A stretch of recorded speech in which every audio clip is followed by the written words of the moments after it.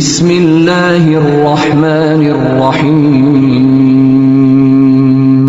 Ya Bunda yang dicintai Allah, teman-teman yang hari ini hadir, di antara nikmat yang paling besar yang Allah titipkan kepada seorang hamba yang dicintainya, salah satunya adalah nikmat untuk mendekat taat kepada Allah. Izin saya berdiri boleh? Izin berdiri ya, izin ya. Baik. Jadi di antara nikmat, di antara apa?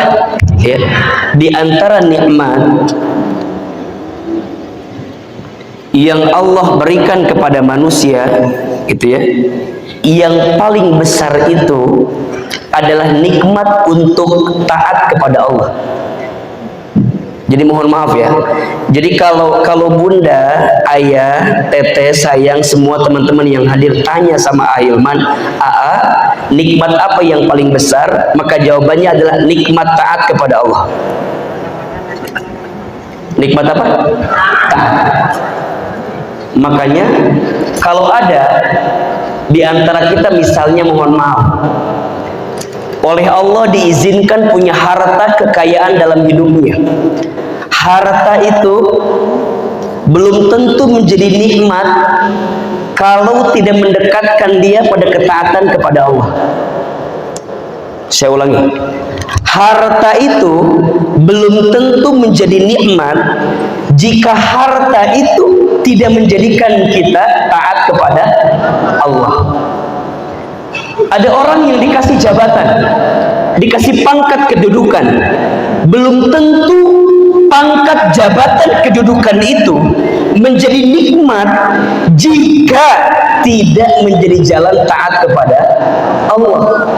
Maka nanti, mohon izin ya, maka nanti bicara tentang nikmat itu ada dua istilah dalam konteks bahasa Arab ya. Satu, ada yang disebut dengan nikmat pakai ain, nikmat pakai ain. Dua, ada yang disebut dengan nikmat pakai qaf.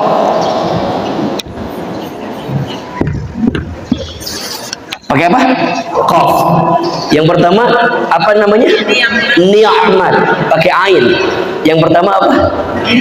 Nikmat. Yang kedua ada yang disebut dengan nikmat pakai qaf.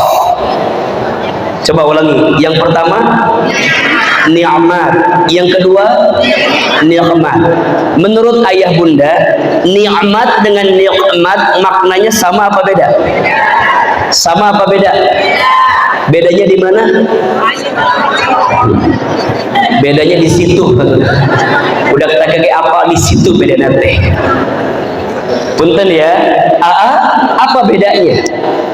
Kalau nikmat pakai ain itu maknanya setiap kebaikan yang Allah berikan kepada kita yang menjadi jalan kita dekat taat sama Allah, itu namanya apa? Nikmat.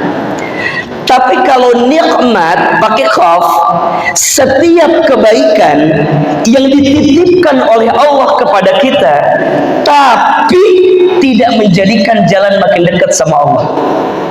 Bahasa lainnya istidraj.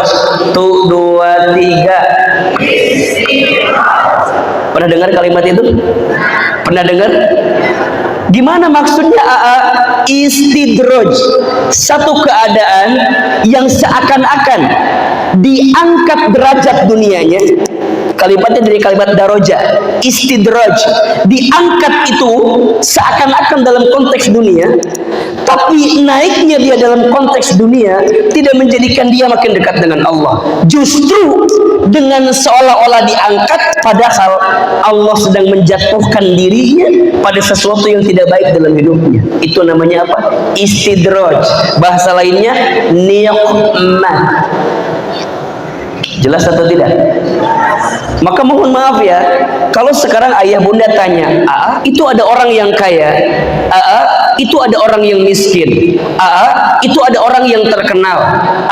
Itu ada orang yang dihina. Mohon maaf ya, kaya miskinnya seseorang tidak mengukur kemuliaan dalam hidupnya. Dikayakan tidak lantas dimuliakan, dimiskinkan tidak lantas dihinakan. Catat status hari Sabtu itu. Dikayakan tidak lantas dimuliakan, dimiskinkan tidak lantas dihinakan, karena bukan itu ukurannya. Siapa orang yang paling mulia dalam pandangan Allah? Inna akramakum indallahi atqakum. Sesungguhnya orang yang paling mulia di antara kamu sekalian dalam pandangan Allah Subhanahu wa taala adalah orang yang bertakwa kepada Allah Subhanahu wa taala. Maka boleh jadi jika ada orang yang hartanya banyak tapi hartanya tidak menjadi jalan dekat ke Allah, boleh jadi itu kehinaan dalam pandangan Allah. Dan boleh jadi ada orang yang miskin dalam urusan dunia, tapi saat dia miskin, dia makin dekat sama Allah, dia makin taat kepada Allah. Boleh jadi orang yang miskin dalam pandangan dunia kita justru adalah orang yang paling mulia dalam pandangan Allah Subhanahu wa ta'ala. Maka kalau sekarang ayah dikasih banyak kebaikan oleh Allah, dan kebaikan ini jadi jalan makin dekat taat sama Allah, berarti kita dikasih apa? Nikmat yang paling besar. Dan salah satu nikmat ketaatan yang sangat besar yang Allah berikan kepada kita, salah satunya adalah kita dikasih kesempatan untuk beraktivitas di waktu subuh. Untuk apa? Untuk beraktivitas di waktu subuh. Ini mahal sekali harganya. Ya. Jadi kalau kita dikasih kesempatan untuk beraktivitas di waktu subuh, ini mahal. Mahal sekali. Karena tidak semua orang mendapatkan ini. Betul apa enggak? Ustaz mau tanya, ini kalau seluruh warga di Indraprasta kumpul semua, penuh nggak masjid? Luber apa enggak? Pertanyaannya, kenapa ya bunda, teteh sayang, ayah, teman-teman, kenapa ya kok kita yang didorong datang ke sini? Punten izin, bukan karena hebatnya kita, tapi karena Allah yang ngasih nikmat sama kita. Betul apa enggak? Rumahnya dekat masjid, badannya sehat, sendalnya punya, mobilnya lebih bagus dibanding mobil kita. Kalau Allah nggak ngizinin dia ke masjid apa enggak? Punten, kita jauh lah pokoknya nama, jauh dari masjid, butuh effort yang luar biasa. Kalau Allah sudah izinkan dia datang ke masjid apa enggak? Jadi kira-kira ayah, bunda, teman-teman sekalian, hari ini kita bisa ngaji, hebatnya kita atau hebatnya Allah? Karena kita apa karena Allah? Ini sayang dari Allah sama kita. Kalau Allah nggak sayang sama kita, belum tentu kita mendapatkan nikmat seperti subuh ini. Betul? Maka nanti perhatikan, orang itu dikasih nikmat sama Allah untuk makin taat ke Allah. Salah satu ketaatan yang akan mengantarkan kemuliaan dalam hidupnya adalah apa? Aktivitas di waktu subuh. Bunda, teteh, sayang, bapak, ibu, tolong catat ya. Setidaknya ada dua yang Allah janjikan untuk orang yang beraktivitas di waktu subuh. Yang pertama, dimuliakan hidupnya.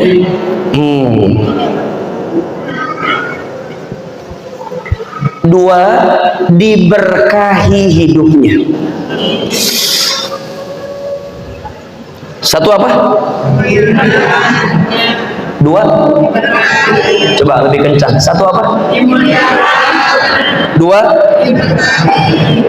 Perhatikan ya, siapapun orang yang beramal soleh, beraktivitas kebaikan, di waktu subuh, di waktu pagi, maka setidaknya dia mendapatkan 2 garansi dari Allah. 1, dimuliakan hidupnya, 2, diberkahi hidupnya. Ahilman, apa di antara amal yang sangat disukai oleh Allah untuk dilakukan di waktu pagi?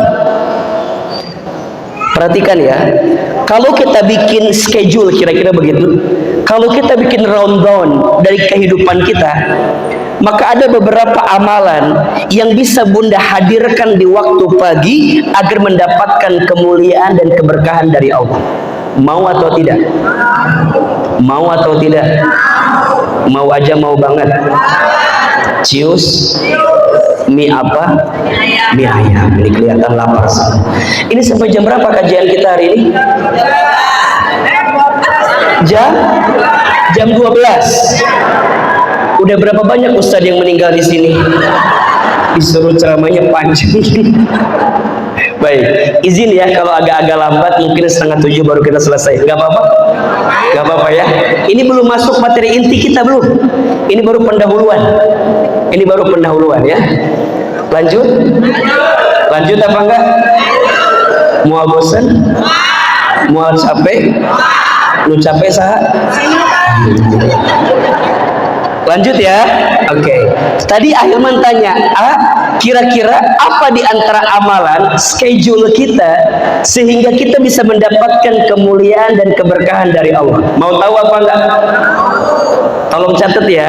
Setidaknya ada 5 amal soleh yang bisa kita lakukan di awal pagi untuk mengundang kemuliaan dari Allah. Ada berapa? 1, 2, 3, 4, 5. 1, sholat tahajud. 1 apa? Tahajud. Insya Allah. Ayah bunda, bapak ibu sekalian, sholat tahajud itu sholat yang akan mengantarkan kemuliaan. Surat Al-Isra ayat 79. Nanti dibuka di rumah ya. Apa kata Allah? A'udzubillahi minasyaitonirrajim. Wa minal laili fatahajjad bihi nafilatan laka asa ayyab'asaka rabbuka maqaman mahmudan. Dan di waktu sebagian malam dirikanlah sholat tahajud sebagai tambahan untuk hidupmu. Niscaya Allah akan angkat derajatmu maqamam mahmuda, ke tempat yang paling terpuji. Makanya mohon maaf, hanya sholat tahajud, sholat sunnah yang akan mendapatkan 4 garansi langsung dari Allah. 1, diangkat derajatnya. 2, diampuni dosanya. 3, ditunjukkan jalan keluarnya. 4, dilapangkan hidupnya. Jadi kalau ada di antara keluarga kita di sini, mohon izin, dia sedang berkarir, sedang berbisnis, sedang berusaha, sedang belajar, ingin diangkat kemuliaannya, tahajud. Kalau ada di antara kita sedang punya masalah, sedang punya persoalan, sedang sulit hidupnya, agar dibuka jalan keluarnya, tahajud. Kalau ada di antara kita ngerasa banyak dosa dan ingin memulai perbaikan dalam hidupnya, tahajud. Maka orang yang sholat tahajud itu langsung Allah muliakan hidupnya. Seberat apapun persoalan dalam hidupnya, ketika dia punya kualitas tahajud dalam hidupnya, maka dia akan diantarkan pada kebaikan dalam pandangan Allah Subhanahu wa ta'ala. Maka yang pertama sholat tahajud. Bunda tanya sama saya, kira-kira waktu tahajud terbaik itu jam berapa? Jawabannya di 1/3 malam.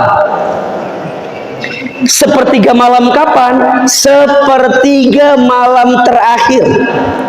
Contoh, kalau kita punya jam 6, 9, 12, 3, gitu ya kira-kira ya. Oke ya, oke. Azan Isya jam berapa sekarang? Oke, setengah 8. Let's say kita sebut jam 8 saja. Oke? Berarti kalau kita mulai dari Isya jam 8, maka sepertiga malam pertama itu 8, 9, 10. Sepertiga malam pertama. Naik sepertiga malam kedua, 11, 12, 1. Ini namanya apa? Sepertiga malam kedua. Nah, kapan tahajud itu terbaiknya? Di sepertiga malam terakhir. Jam 2, jam 3, jam 4. Let's say jam 5 subuh misalnya. Maka disinilah momentum terbaik untuk kita bangun. Jadi kalau bunda tanya, ayah tanya, teman-teman tanya, jam berapa tepatnya bangun? Jam 2, ambil air wudhu, siapkan sejadahnya, hadirkan tahajudnya. Berarti kira-kira di jam setengah 3, jam 3, jam setengah 4, kira-kira di situ. Nanti menjelang subuh namanya sahur, waktu sahur. Apa yang Allah perintahkan di waktu sahur? Lanjut, amalan yang kedua, istighfar. Wa fil ashari hum yastaghfirun. Dan di waktu sahur perbanyak istighfar. Jelas sampai sini? Satu, yang pertama apa? Tahajud. Yang kedua istighfar. Makanya aku tuh suka tahajud tapi pas tahajud sok liur liur naon? Liur doa naon deui nya aya. Asa geus loba ngadoa teh tapi geus teparuguh gitu kan. Tolong catat ini ya. Kalau ayah bunda, jamaah sekalian bingung gitu. Harus doa apa lagi yang dipanjatkan? Udah, doa minta ampun sama Allah. Kadang kita tuh lebih sibuk ya, minta urusan dunia A, B, C dan seterusnya, tapi kita lupa sama Allah untuk minta ampun atas dosa yang pernah kita lakukan. Padahal rumusnya, ini rumusnya, kalau Allah sudah ampuni dosa-dosa kita, maka apa yang kita minta dengan izin Allah akan diberikan dalam hidup kita. Kadang yang membuat doa itu belum dikabulkan oleh Allah karena apa? Karena ada dosa yang menghambat dalam kehidupan kita. Makanya ayah bunda, kalau ayah bunda perhatikan, setiap doa yang mungkin Ahilman sering bimbing kalau muhasabah, pasti di awal mintanya adalah apa? Ampuni dosaku ya Rob. Betul nggak? Ampuni dosa mata ini, lisan ini, tangan ini, perut ini, semua disebutin kan? Ya Allah, ampuni jika hamba punya salah sama orang tua hamba ya Rob. Ampuni hamba jika hamba belum bisa menjadi suami yang baik ya Allah. Ampuni hamba jika belum bisa menjadi ayah yang baik ya Allah. Ampuni hamba ya Allah jika belum bisa menjadi guru yang baik ya Allah, jadi sahabat yang baik ya Allah. Terus sampai mentok kita minta ampun. Bahkan kata guru saya, kalau engkau berdoa dan engkau itu tidak punya banyak permintaan yang lain, kira-kira begitu, cukuplah satu yang kau minta, minta ampun sama Allah. Istighfar, istighfar, istighfar, istighfar, istighfar, istighfar. Dan istighfar di waktu sahur tadi, di waktu pagi adalah istighfar yang disukai oleh Allah Subhanahu wa ta'ala. Baginda Nabi itu tidak pernah kurang dari 100 kali beristighfar setiap hari. Itu baginda Nabi. Seorang Nabi, seorang Rasul, surganya pasti, hisabnya aman, amalnya sempurna, dosanya tidak ada. Istighfar berapa kali minimal? 100. Ibu bapak siapa? Nabi? Bukan. Rasul? Bukan. Surga? Belum jelas kelihatannya. Hisab? Masih menegangkan. Amal? Dikit. Dosa? Kelihatan dari wajahnya itu. Terus di mana tuh Ustaz? Minimal istighfar. Setelah istighfar lanjut, lihat. Sholat sunnah 2 rakaat sebelum subuh. Masya Allah. Sholat apa? Qobliyah subuh. Sholat sunnah 2 rakaat sebelum subuh lebih baik daripada dunia beserta isinya, mohon maaf, bukankah yang selama ini kita cari adalah urusan dunia? Betul nggak? Bukankah selama ini kita pusing dengan dunia? Nah ternyata kalau dunia ingin dekat dengan genggaman kita, salah satu amalannya adalah sholat sunnah 2 rakaat sebelum subuh lebih baik daripada dunia beserta isinya. Lanjut lagi, sholat subuh berjamaah di masjid. Apa? Sholat subuh, masya Allah, berjamaah. Kalau kita ingin melihat kualitas keislaman seseorang, lihatlah sholat 5 waktunya. Akan tetapi jika kita ingin melihat kualitas keimanan seseorang, lihat kualitas sholat isya dan sholat subuhnya. Saya ulangi, kalau kita ingin melihat kualitas keislaman seseorang, lihat sholat 5 waktunya. Tapi kalau kita ingin melihat kualitas keimanan seseorang, lihat sholat isya dan sholat subuhnya. Makanya wajar cara membedakan tanda orang munafik itu, lihat sholat subuhnya. Saya ulangi ini. Jadi kalau kita mau melihat jelas tanda kemunafikan dalam dirinya, lihat sholat subuh yang dihadirkannya. Kalau dia sholat subuhnya terjaga, baik. Tapi kalau sholat subuhnya tidak terjaga, boleh jadi tanda kemunafikan itu muncul dalam dirinya. Nauzubillah min dzalik.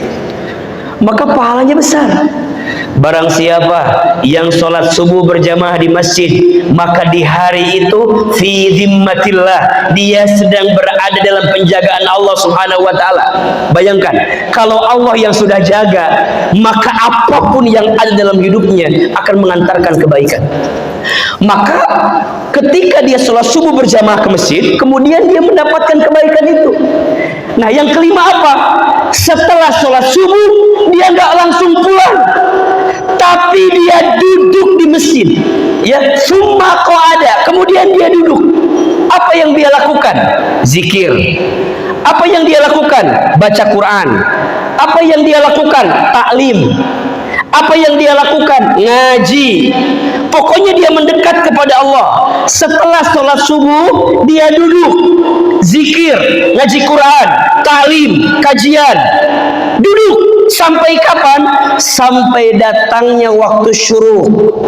Kemudian setelah itu dia sholat 2 rakaat, maka dia mendapatkan pahala seperti haji dan umroh sempurna.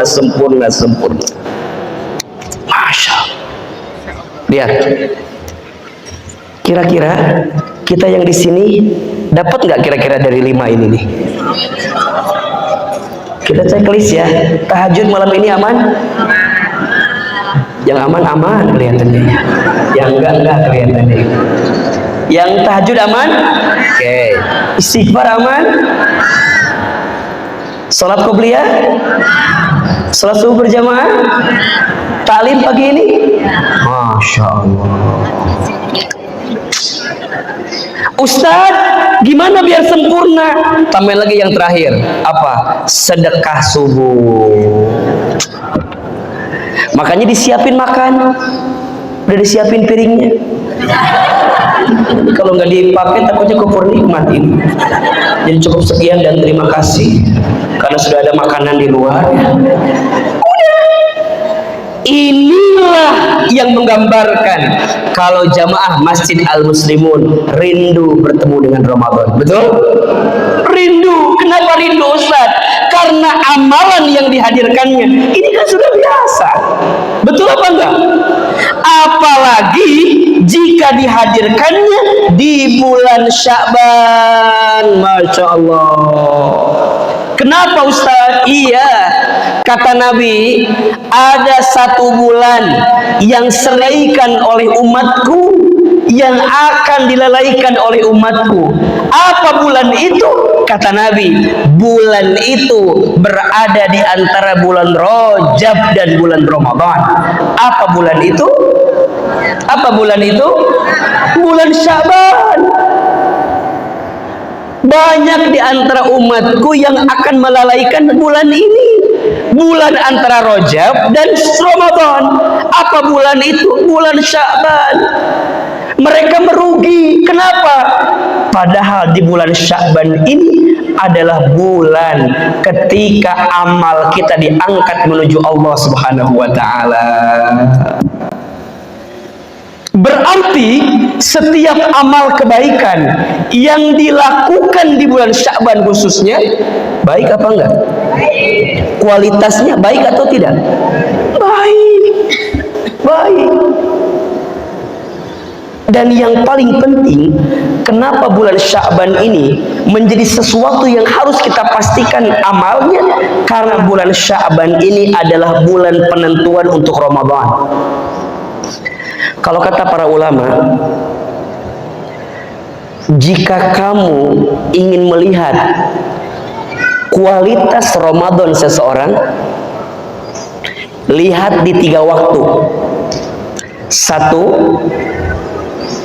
waktu sebelum Ramadannya. 2, waktu ketika Ramadannya. 3, waktu setelah Ramadannya. Jadi kalau kita bicara tentang Ramadan, itu tidak parsial, tidak hanya bulannya, tapi lihat sebelumnya, lihat ketikanya, lihat setelahnya. Sebelum Ramadan, bulan apa? Sebelum Ramadan, bulan apa? Sya'ban. Ketika Ramadan, bulan Ramadan. Setelah Ramadan. Jadi orang kalau mau dapat suksesnya Ramadan, lihat sebelum Ramadan, berarti bulan Sya'ban. Malah kalau para sahabat jauh sebelum bulan Ramadan, 6 bulan sebelum bertemu Ramadan, mereka sudah menyiapkan kebaikan di dalamnya, khususnya di bulan Rajab. Betul? Maka ada istilah kata para ulama, Rajab bulan menanam, Sya'ban bulan menyiram, Ramadan bulan memanen. Ulangi, Rajab bulan apa? Menanam. Sya'ban bulan apa? Menyiram. Ramadan bulan apa? Memanen. Lebih keras. Rajab bulan apa? Menanam. Sya'ban bulan? Ramadan bulan? Panen. Orang nggak mungkin panen kalau nggak nyiram. Betul? Orang nggak mungkin nyiram kalau nggak nanam. Tapi setidaknya kalau nanam kan bisa disusulin. Ya udahlah, Rajabnya udah beres nih, sekarang udah masuk Sya'ban, betul? Berarti yang belum nanam, nanam sekarang, sekaligus nanam plus nyiram di bulan Sya'ban. Karena orang akan sukses Ramadannya tergantung salah satunya di bulan Sya'bannya. Pertanyaannya, Ustadz, sekarang kita udah di bulan Sya'ban, betul? Apa yang harus kita lakukan di bulan Sya'ban ini sehingga kita bisa dihantarkan oleh Allah bertemu dengan bulan Ramadan? Kira-kira itu pembahasan kita hari ini. Apa yang harus kita lakukan? Ini saya hapus ya. Oke.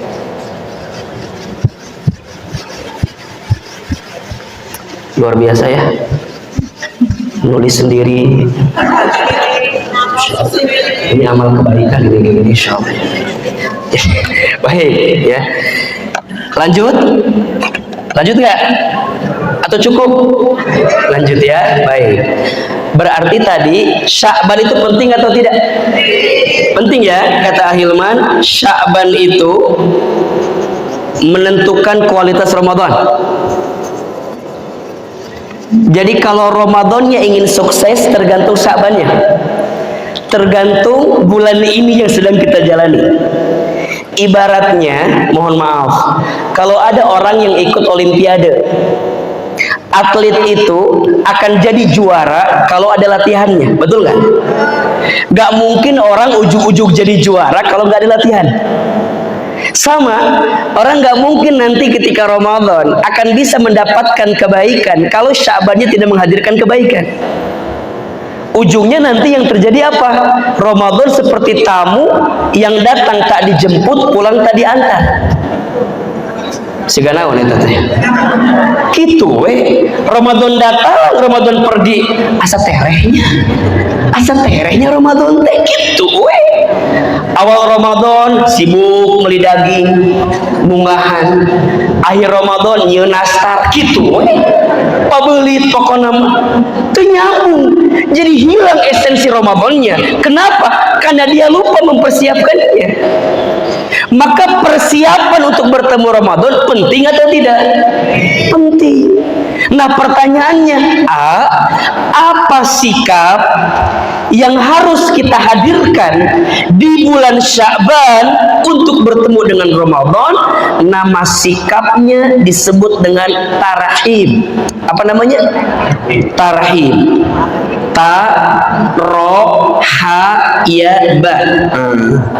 Tarhib, tarhibun. Makanya ada yang suka bikin acara kan, tarhib Ramadan, betul nggak? Bukan targhib ya, yang benar apa? Tarhib, pakai h. Rohaba yurahibu tarhib. Karena ada yang bikin targhib ayah, tagrib ayah, pabelit pokoknya maloba lah istilah nanti. Yang paling tepat apa? Tarhib. Apa itu tarhib? Ada 3 maknanya. Ada berapa?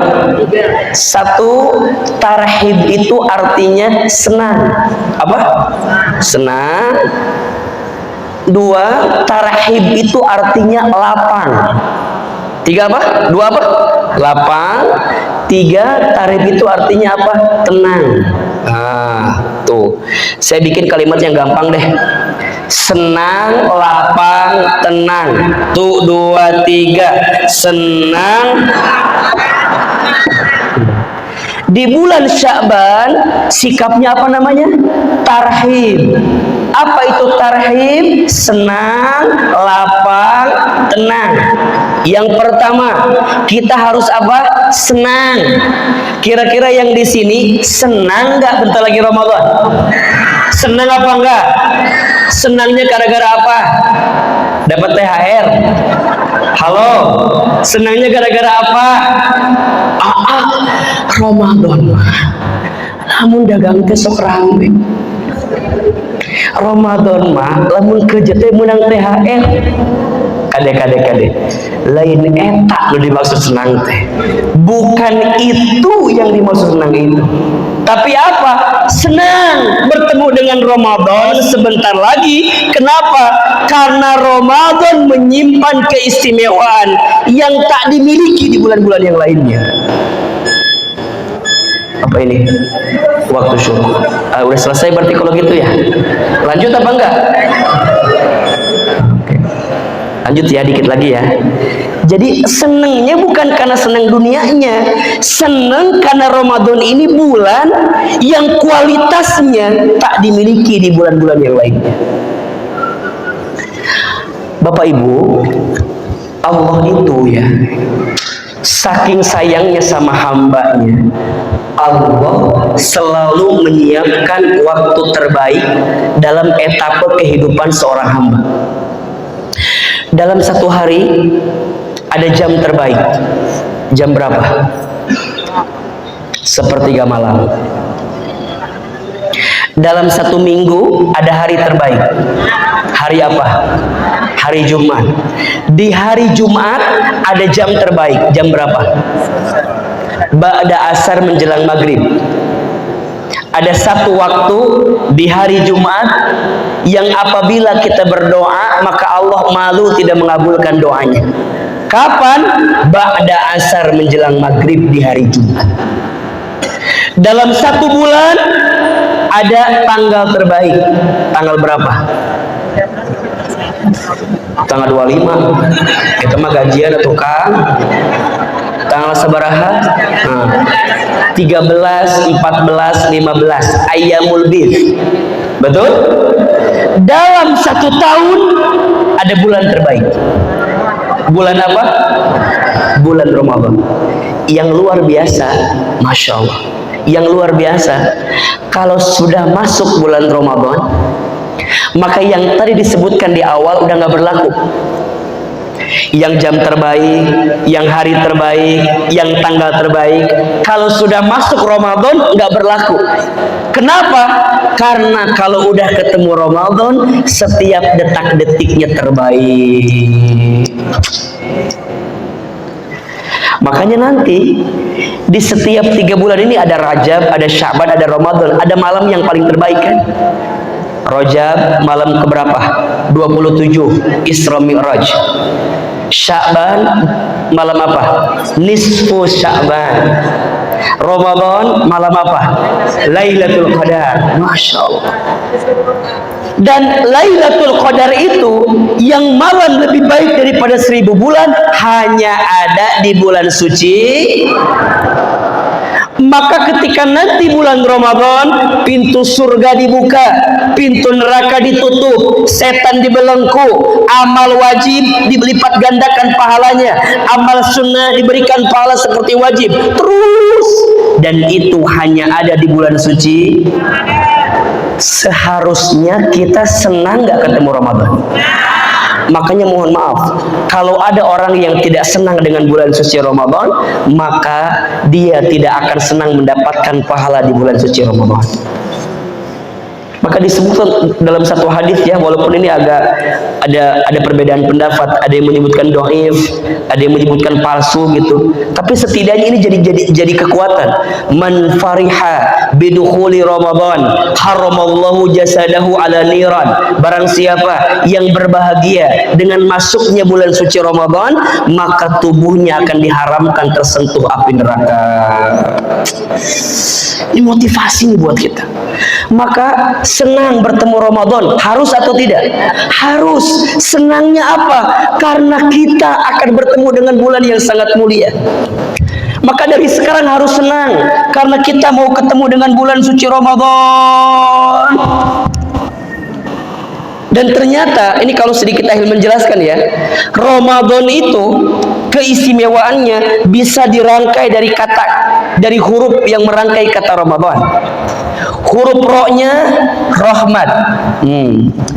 Ramadan itu bulan penuh rahmat. Allah lagi sayang sama kita di bulan Ramadan. Huruf mimnya maghfirah, ampunan. Allah lagi mencurahkan banyak ampunan sama kita di bulan suci Ramadan nanti. Yang ketiga, dhamanah. Apa dhamanah? Jaminan. Allah berikan jaminan kepada kita. Apa jaminannya? Surga. Ada satu pintu surga yang Allah siapkan untuk orang yang berpuasa. Apa nama pintu surganya? Ar-Rayyan. Makanya ada nama anak namanya Rayyan. Itu artinya apa? Pintu surga bagi orang yang berpuasa. Nama anak saya perempuan, Rayyana. Itu diambil dari makna yang sama. Pintu surga bagi orang yang berpuasa. Kalau orang Bogor ada lagi namanya Royani biasanya. Itu juga sama, kesana larinya tuh. Rayyan, Rayyana, Royani itu samalah kira-kira. Itu luar biasa. Jaminan yang Allah siapkan. Alif, apa alif? Itkum minan nar. Itkum minan nar. Allah lepaskan kita dari api neraka. Nun, nikmat. Masya Allah.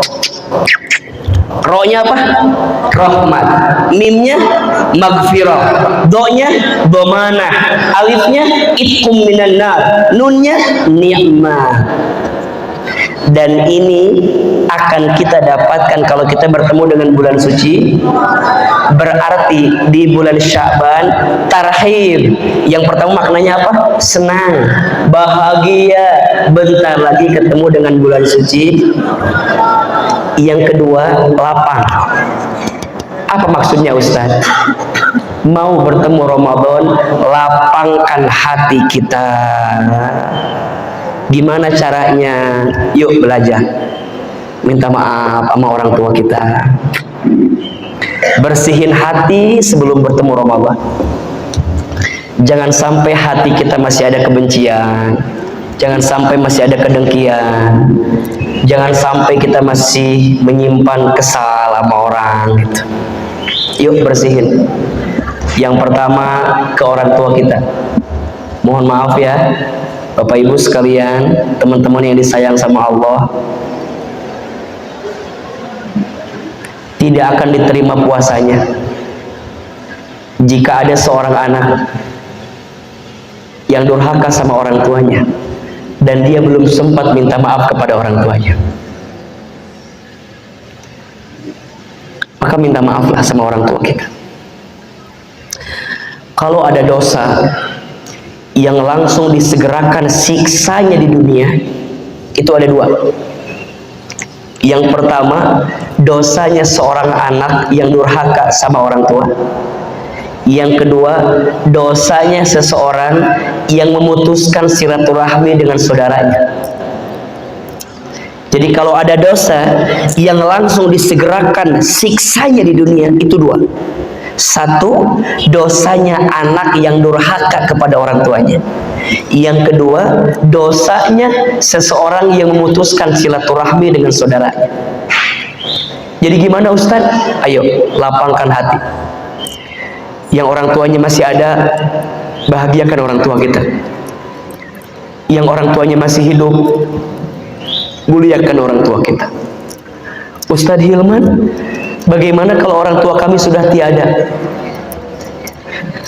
Ada 3 yang dirindukan oleh orang tua di alam kubur dari anaknya. Ada berapa? 1, orang tua di alam kubur merindukan doa dari anaknya.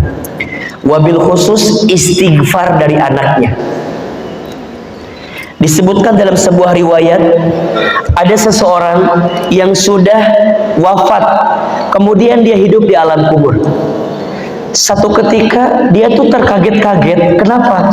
Karena siksa kuburnya menjadi hilang, bahkan ringan. Maka orang itu bertanya, wahai malaikat, kenapa saat ini siksa kuburku ringan, bahkan hilang? Apa jawaban malaikat? Mana mungkin aku menyiksamu, sedangkan aku melihat anak-anakmu mendoakan untuk dirimu. Bagaimana mungkin aku menyiksamu, sedangkan aku melihat di antara anak keturunanmu membacakan istighfar untuk dirimu. Maka doa anak sama orang tua penting atau tidak? Sangat penting. Orang tua di alam kubur tuh mencari, mana anakku, kok tak mendoakanku dia? Mana cucuku, mana keturunanku? Aku rindu doanya. Maka doa sama orang tua itu kan langsung diabadikan dalam Al-Quran. Ini pesan sama kita, jangan sampai lupa mendoakan orang tua kita. Rabbighfirli wali walidayya warhamhuma kama rabbayani. Maka doakan orang tua kita. Yang kedua, orang tua di alam kubur merindukan kebiasaan baik yang dilanjutkan oleh anaknya. Masya Allah. Jadi kalau orang tua kita dulu semasa hidupnya punya kebiasaan baik, lanjutkan sama kita. Senang, senang. Maka apa diantaranya? Kalau orang tua kita dulu punya kerabat, punya sahabat, punya teman, sambungkan silaturahminya. Senang. Jadi kalau anaknya melanjutkan silaturahminya, senang. Kebaikan yang dilanjutkan, termasuk orang tua itu senang kalau anaknya melanjutkan apa yang diinginkan oleh orang tuanya. Termasuk hari ini ya, mohon izin ya, kalau ayah bunda tanya sama Ahilman, kenapa Aa mau jadi penceramah, kenapa Aa mau jadi ustadz misalnya ya, ingin jadi dai, mau tausiah. Salah satu alasannya, saya ingin melanjutkan pesan dari orang tua saya. Jadi yang mau jadi ustadz itu bukan saya sebenarnya, tapi ibu saya. Saya itu waktu kecil nakal banget. Kalau kata orang Bogor mah cengos. Tahu cengus? Cengus teh apa ya? Nggak bisa diem lah. Ah, saya mah Pak mau tahu kelihatan kan ya. Ah, pokoknya mah iseng gitu. Kalau ada tamu datang ke rumah, ibu saya nyiapin minuman. Minumnya saya minum sendiri. Ah, ada tamu datang ke rumah, saya naik ke kursi. Eta rambutnya diacak-acak ku saya tamu teh. Ibu saya tukang jualan di pasar.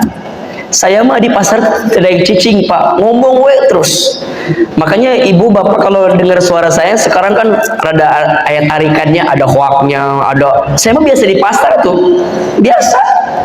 Tiap hari jualan jeung ibu saya. Tapi tetangga suka bilang gini ke ibu saya, "Uce, ya si Iman teh meni kieu kitunya ngomongkan saya lah istilah nama."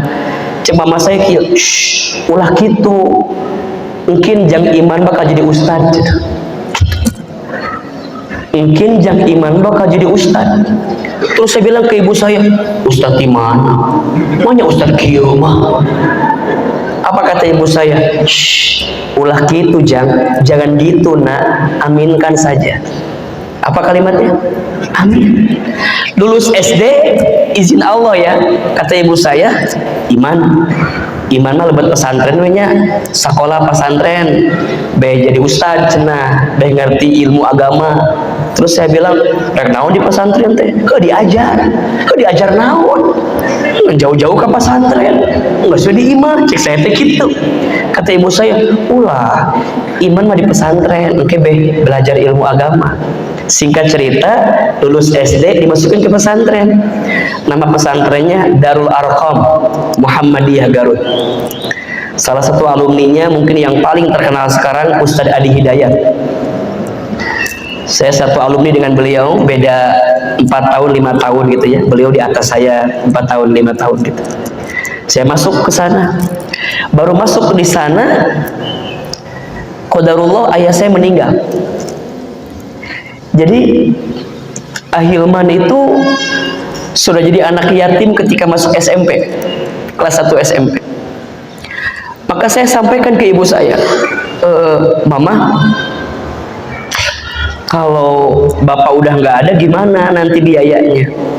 Apa kata mama saya? Nggak apa-apa, nanti mama yang cari sendiri. Ibu saya single parent. Nanti mama yang banting tulang, yang penting Iman sekolah. Makanya seorang ibu yang hebat ya, ibu yang tangguh itu tetap kuat dengan apapun keadaannya. Dan saya melihat sosok yang kuat itu pada ibu saya. Makanya saya ini kalau sekarang mungkin ibu-ibu ngerasa ya kalau Ahilman ceramah ke ibu-ibu tuh dapat gitu, kena gitu. Karena saya suka membayangkan ini ibu saya gitu, ini kakak perempuan saya gitu. Dan itu sangat merasakan sekali. Kelas 1, kelas 2, kelas 3, ibu saya berjualan sendiri banting tulang gitu. Saya lihat bagaimana pengorbanan beliau. Satu kalimat beliau, yang penting Iman sekolah. Iman jangan berhenti pesantren ya. Nanti mama pengen Iman jadi ustad. Ibu saya tuh punya kebiasaan Pak, kalau lagi ngaji duduknya paling depan. Ditanya, Uce kenapa kalau ngaji suka paling depan? Apa jawaban ibu saya? Iya, saya tuh paling depan biar jelas ngelihat ustadznya. Biar apa? Saya doa sama Allah, satu saat anak saya ada yang kayak ustadz. Jadi waktu ngaji tuh suka ngeliatin gitu ya, sambil berharap ya Allah, semoga nanti anak saya kayak ustadz itu, jadi ustadz. Masuk kelas 4, 1 SMA, ibu saya jatuh di kamar mandi. Kata dokter, stroke. Maka ibu saya udah nggak bisa berbuat apa-apa lagi. Bergeraknya agak terbatas. Ibu saya nggak lagi jualan, nggak lagi dagang. Terus bagaimana sekolah saya? Pesan ibu saya, Iman harus pinter ya, biar dapat beasiswa. Karena mama udah nggak punya lagi biaya. Pokoknya Iman kudu pinter biar dapat beasiswa. Maka mulai hari itu saya memperbaiki diri lebih baik lah. Kalau libur dari pesantren saya pulang ke rumah. Apa yang saya lakukan di rumah? Saya nyuapin ibu saya. Karena beliau stroke ya, jadi beliau nggak sempurna kalau makan sendiri. Saya suapin. Ibu saya itu punya kebiasaan. kalau pagi-pagi suka nonton ceramah ustadz-ustadz di televisi. Satu kali ibu saya bilang gini, Iman, iya Ma, nanti Iman bakal ceramah di televisi ya, seperti ustadz-ustadz itu. Terus saya bilang, gak mungkin Ma, kita orang kampung, kita orang desa. Saya asli orang Garut, Jawa Barat. Untuk ke Jakarta kan jauh dulu waktu itu. Saya bilang gak mungkin gitu. Apa kata mama saya? Shh, jangan begitu Nah, aminkan saja. Amin. Ada iklan pakai bahasa Inggris, kata ibu saya, nanti Iman sekolah pakai bahasa Inggris, maksudnya ke luar negeri. Saya bilang nggak mungkin Ma, dari mana biayanya? Shh, jangan begitu, aminkan saja. Ibu saya pernah dapat sejadah gambarnya Ka'bah. Kalau setiap selesai sholat baca talbiyah, labbaik Allahumma labbaik. Satu kali saya tanya, Mama kenapa suka baca talbiyah? Dipeluk badan saya, dicium kening saya, diusap kepala saya. Kata mama saya, Mama doakan ya, Hilman bisa bolak-balik ke Baitullah ya. Mama pengen banget berangkat ke Baitullah. Mama doain Iman bisa bolak-balik ke Baitullah. Amin, amin. Hadirin yang dirahmati Allah, jamaah yang dicintai Allah. Sekarang dengan izin Allah ya, apa yang dulu ibu saya pernah ucapkan sekarang terjadi semua. Ibu saya bilang, nanti Hilman ceramah di televisi ya. Sekarang Allah izinkan itu. Setiap pagi Hilman dapat program di CNN Indonesia, mungkin ada yang suka nonton. Di CNN jam 5 sampai jam 6 kurang ada program Gapai Kemuliaan setiap pagi di CNN Indonesia dengan izin Allah. Kadang mungkin di Trans TV juga ada. Ustaz senang, alhamdulillah. Tapi saya sedih sebenarnya. Apa sedihnya? Ibu saya tidak sempat nonton saya di televisi karena Allah lebih duluan memanggil usia ibu saya sebelum saya tampil di televisi. Hari ini saya jadi ustadz ya, dengan izin Allah berceramah. Salah satu niatnya adalah pengen ibu saya itu senang gitu, ada kebaikan bahwa anaknya melanjutkan apa yang diinginkan oleh orang tuanya. Saya dapat kesempatan ke Jepang, ke Amerika, ke Kanada, ke Timur Tengah dengan izin Allah ya, keliling gitu. Sekolah saya izin Allah semuanya beasiswa gitu. Ustadz pinter ya. Shh.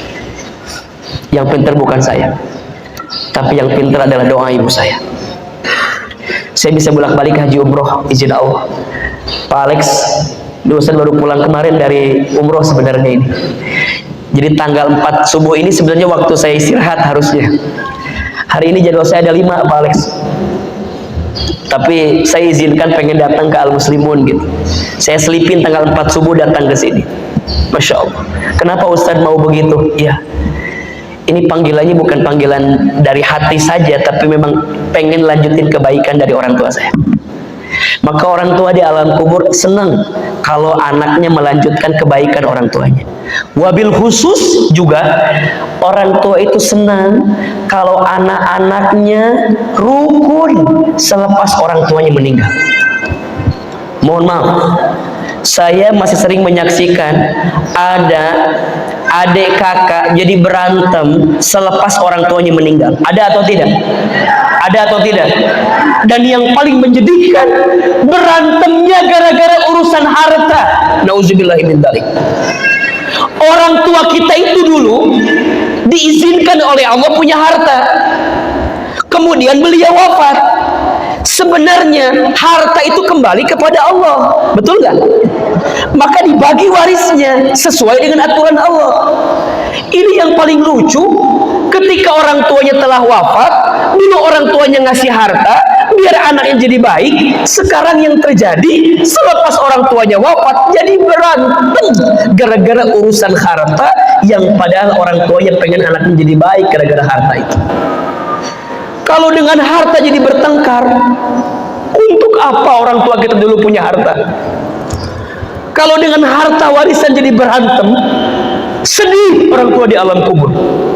Untuk apa mereka dulu banting tulang, tulang banting, kaki di kepala, kepala di kaki, kesana kemari mencari alamat palsu lagi ya.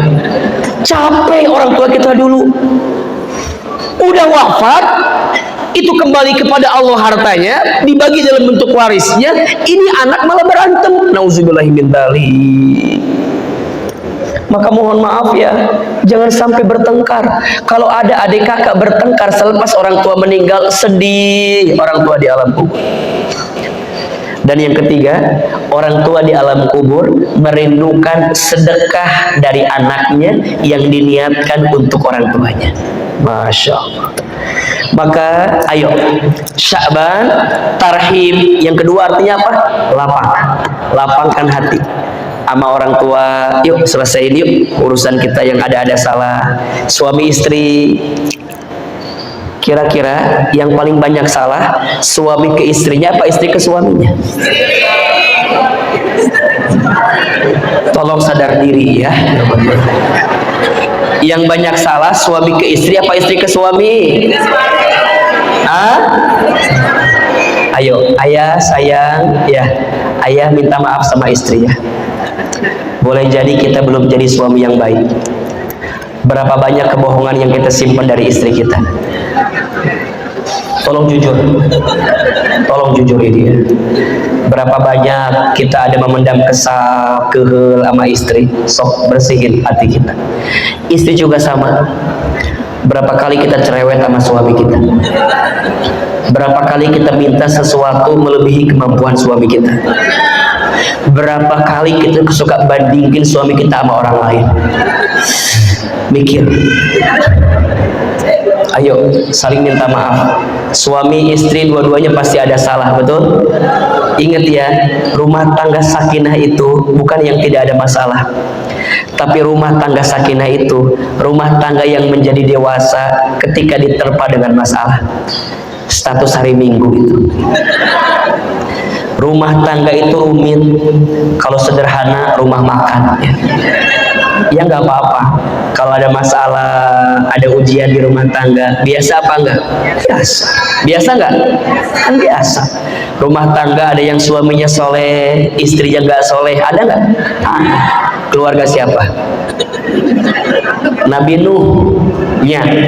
Nabi Nuhnya soleh, istrinya siapa? Ibu Nuh ya. Ibu Nuhnya itu soleh. Ayat Nuh itu ayat. Ayat Nuh kedua, suaminya soleh, istrinya soleh. Ayat keluarga siapa? Fir'aun. Siapa istrinya? Ibu Aun. Istrina teh Asia. Sah istrina Asia. Ayat Nuh katilu, suaminya teh soleh, istrinya tidak soleh. Ada keluarga sah? Abu Lahab. Siapa istrinya? Abu Lahab. Istri nate Ummu Jamil. Sah namina?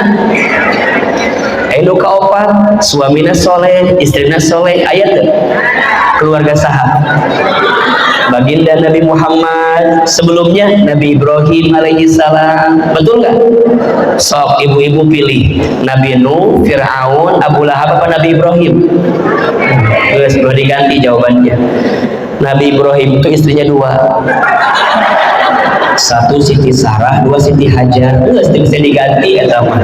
Ibu tadi milih Nabi Ibrahim cenahnya. Maka bapak boleh pak silahkan ya pak ya. Sudah diizinkan oleh ibu-ibu yang ada di sini. Sokah dari rumah tangga mah nggak mungkin nggak ada masalah, betul? Justru rumah tangga tuh kudu ayah konflik masalah ya nggak apa-apa. Karena itu kan kayak jalan tuh kalau lurus terus kan nggak enak kan, ada kiri kanannya ya nggak apa-apa. Tapi ingat jangan dikit-dikit gara-gara ada masalah dikit-dikit cerai. Ayah kita udah nggak satu visi lagi, udah tidak ada kecocokan lagi. Saya teh nanya, emang naon masalahnya? Ya, suami saya pengen makan bakso, saya pengen makan sate, terus tidak ada kecocokan. Ulahnya gara-gara eta doang meni riweuh. Ayo saling maafin. Ini mau Ramadan nih ya, suami istri pulang dari sini salaman. Ibu kudu sering ya nyium suami teh, kudu sering. Jadi kalau tangan suami itu suami istri yang bersentuhan anggota tubuhnya menghapuskan dosa di antara keduanya. Makanya ibu kalau suami pergi tuh cium tangan. Bapaknya sama Pak. Bapak harus sering nyium kening istri. Istri yang sering dicium keningnya awet muda. Makanya di sini wajahnya agak gimana gitu ya. Ini jarang dicium kelihatan sama suaminya. Cium. Makanya ciumannya suami istri pahalanya gede banget, gede banget. Bahkan kata guru saya mah, menciumnya suami istri itu dapat pahala seperti mencium Hajar Aswad. Bayangkan. Kita di Masjidil Haram nyium Hajar Aswad rebutan apa enggak? Susah apa enggak? Di rumah kita ada. Ngapain jauh-jauh? Langsung, ayah, sini. Ayah. Cek ayah, ada apa mama? Sini. Langsung ke ibu teh. Cek si bapak teh, jadi geloki geus ngaji teh. Ayah, kata Ahilman, kalau bunda nyium ayah seperti Hajar Aswad. Bener, percis kalau wajah ayah warnanya gelap kan, kalau hitam jadi replika banget kan. Sok cium, bapaknya sama Pak. Panggil istri, sayang, cium. Nabi itu senang nyium istrinya. Betul nggak? Kalau mau keluar rumah nyium istrinya, mau sholat cium istrinya, habis sholat cium istrinya. Masya Allah, itu Nabi. Itu ayo orang sahat coba. Matak suami istri itu luar biasa. Bener tuh, bapak bayangin Pak. Jadi kalau bapak sayang sama istri itu luar biasa. Itu baru satu istri. Tolong pahami kalimat saya ya. Ibu jangan tafsir kemana-mana ini. Jadi luar biasa. Istri itu mustajab doanya, dikabulkan doanya. Makanya saya emang nggak mau nyakitin istri Pak, nggak mau. Lebih baik minta maaf daripada minta izin. Halo, betul tidak? Lebih baik apa? Minta maaf daripada apa maksudnya? Sampai kemana babnya kita?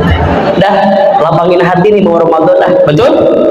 Suami istri lapangin hati, orang tua sama anak lapangin hati, semua teman-teman kita, yuk belajar ya, belajar memaafkan jika disakiti, belajar minta maaf jika menyakiti. Status hari Senin, belajar memaafkan jika disakiti, belajar minta maaf jika menyakiti.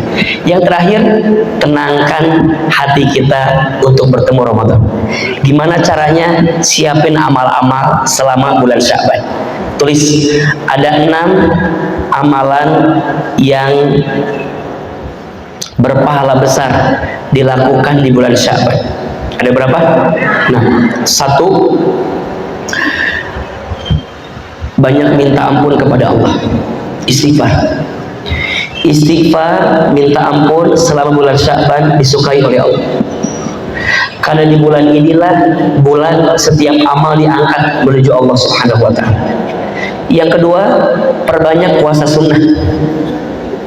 Ayo, besok hari Senin puasa sunnah. Nabi SAW itu diceritakan beliau itu hampir sebulan penuh selama bulan Sya'ban puasa sunnah. Dan kata Aisyah radhiyallahu anha, aku tidak melihat baginda Nabi lebih banyak puasa sunnah hampir 1 bulan kecuali di bulan Sya'ban. Maka puasa sunnah.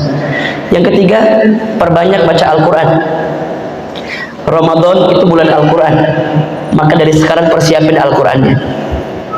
Para sahabat itu kalau Ramadan targetnya 3 kali hatam, maka saat Sya'ban minimal setengah kali hatamnya.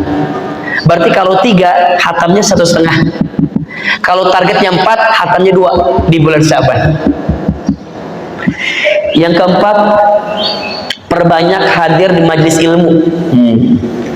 Salah satu bab yang harus dibahas adalah kitabus siam, babus siam. Makanya kalau di sini ada kajian hadis, minta sama penceramahnya bab siam, bab tentang puasa, agar kita bisa mempersiapkan bekal untuk bertemu puasa. Karena orang yang menjalankan ibadah puasa dengan ilmu dan tanpa ilmu sama apa beda? Beda. beda. Makanya insya Allah beberapa kajian Ahilman nanti di Bogor topiknya lebih banyak untuk persiapan menjelang ibadah puasa Ramadan kita insya Allah. Yang kelima, jauhi permusuhan. Yang kelima apa? Jauhi permusuhan. Dan yang keenam, perbanyak sedekah. Ada berapa amalannya? 6. Satu apa? Banyak istighfar. 2, banyak puasa sunnah. 3, baca Al-Quran. 4, hadir di majelis ilmu. 5, jauhi permusuhan. 6, perbanyak sedekah. Insya Allah inilah bukti kita rindu dengan bulan Ramadan. Sikapnya namanya apa? Tarhib. Tarhib ada berapa maknanya? 3. 1, senang. 2, lapang. 3, tenang. Ya, senangkan hati mau ketemu sama bulan Ramadan, lapangkan hati, bersihkan hati mau ketemu sama Ramadan, dan yang ketiga, tenangkan hati dengan mempersiapkan amal-amal untuk menyempurnakan ibadah Ramadan kita. Barangkali itu yang bisa disampaikan subuh ini. Ada ilmunya atau tidak? Ada manfaatnya? Ada yang bisa kita amalkan? Bisa dibawa pulang? Bisa di-share kepada orang lain? Kalau ada yang baik, ambil kebaikannya. Kalau ada yang buruk, buang keburukannya. Semua yang benar dari Allah, yang salah dari Ahilman, yang tentu banyak kesalahan dan kehilafan. Angkat kedua telapak tangan, kita berdoa kepada Allah sebelum kita menunaikan sholat duha atau sholat isyraq. Mudah-mudahan Allah terima amal kebaikan kita. Istighfar 3 kali. Astaghfirullahaladzim, Astaghfirullahaladzim, Astaghfirullahaladzim. Al-Fatihah. A'udzubillahi minasyaitonirrajim. Bismillahirrahmanirrahim. Alhamdulillahirabbil alamin arrahmanir rahim maliki yaumiddin. Iyyaka na'budu wa iyyaka nasta'in. Shiratal mustaqim. Shiratal ladzina an'amta 'alaihim ghairil maghdubi 'alaihim waladdallin. Silakan aminkan dalam hati masing-masing. A'udzubillahi minasyaitonirrajim. Bismillahirrahmanirrahim. Alhamdulillahirabbil alamin.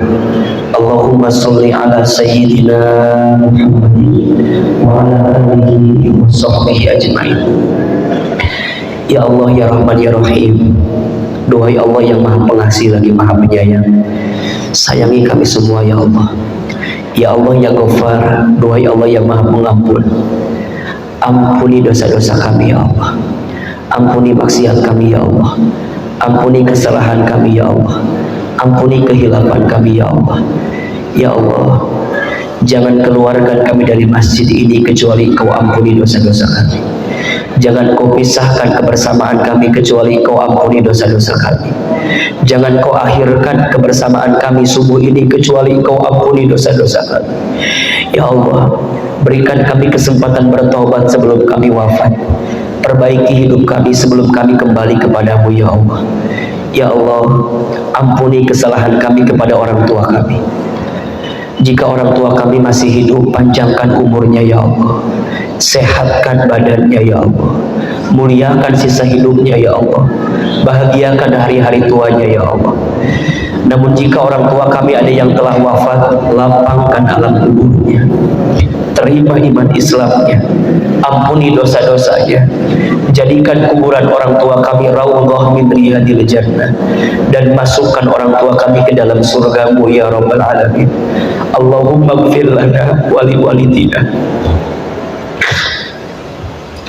warhamhum kama rabbawna shighara.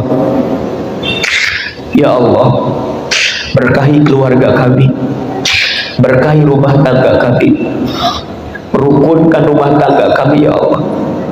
Anugerahkan kepada rumah tangga kami sakinah mawaddah warahmah. Ya Allah, takdirkan semua anak-anak kami menjadi anak yang soleh dan soleha. Takdirkan anak cucu keturunan kami menjadi anak cucu keturunan yang soleh dan soleha. Ya Allah, jaga anak-anak kami, lindungi anak-anak kami, kumpulkan kami sekeluarga sampai nanti di surgamu ya Allah. Rabbana hab lana min azwajina wa dzurriyyatina qurrata a'yun waj'alna lil muttaqina imama. Ya Allah, berkahi sisa umur kami ya Allah. Berkahi usia kami ya Allah. Ya Allah, sampaikan kami bertemu dengan bulan Ramadan. Sampaikan kami bertemu dengan bulan Ramadan. Sampaikan kami bertemu dengan bulan Ramadan. Panjangkan umur kami ya Allah. Sehatkan badan kami ya Allah, untuk bisa bertemu dengan bulan suci Ramadan ya Allah. Ya Allah, tanamkan di hati ini tarhib, sikap senang, sikap lapang, dan sikap tenang untuk bisa bertemu dengan bulan suci Ramadan. Rabbana zalamna anfusana wa illam taghfir lana wa tarhamna lanakunanna minal khasirin. Ya Allah, terima doa kami, kabulkan doa-doa kami. Rabbana taqabbal minna innaka antas samiul alim wa tub alaina innaka antat tawwabur rahim. Allahumma barik lana fi Rajab wa Sya'ban wa ballighna Ramadan. Rabbana atina fid dunya hasanah wa fil akhirati hasanah wa qina adzabannar. Subhana rabbika rabbil izzati amma yasifun wassalamun alal mursalin walhamdulillahi rabbil alamin. Amin ya rabbal alamin. Mudah-mudahan Allah tambah sayang kepada kita. Insyaallah doa-doa kita Allah kabulkan, dan semoga Allah kelak kumpulkan kita di surganya. Amin ya rabbal alamin. Mohon maaf lahir dan batin.